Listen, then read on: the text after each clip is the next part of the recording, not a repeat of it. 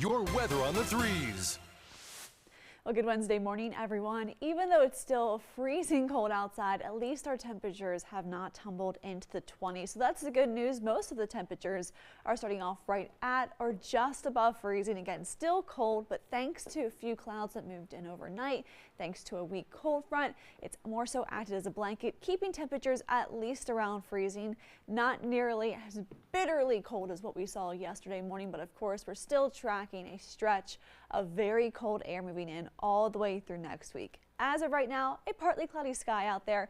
Will continue with a few clouds overhead throughout the day, gradually turning more clear as we head into the second half of the afternoon. Otherwise, temperatures still pretty chilly, back at least into the low 50s for highs for the most part.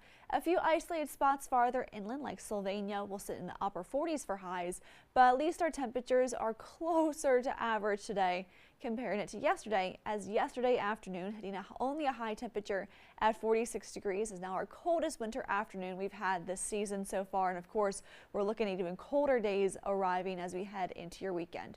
Though for tomorrow and Friday, we'll close out the work week with two beautiful days and two quiet days as well. We are tracking that next area of low pressure that could form off our coastline, and that's what's going to give us the chance of wintry precipitation as we head into the weekend. But still, what we know is that bitter cold air, it's still locked in place, and moisture will be around the east coast, allowing for the chance at least to see rain transitioning into snow. Now, we're still also tracking a single-digit wind chill temperature, so we're not just focusing on the snow potential, we're also focusing on the bitter cold air that moves in, especially for Sunday. So for our winter weather checklist, though, we have the cold air checked off and that moisture. The big question with the moisture still is going to be how much is going to overlap with that bitter cold air. Now, throughout the day on Saturday, we're seeing our temperatures tumble, meaning we'll see our warmest temperatures for the first part of the day cooling off back below freezing as we head throughout the day. So that will allow for that transition from rain to snow throughout our Saturday.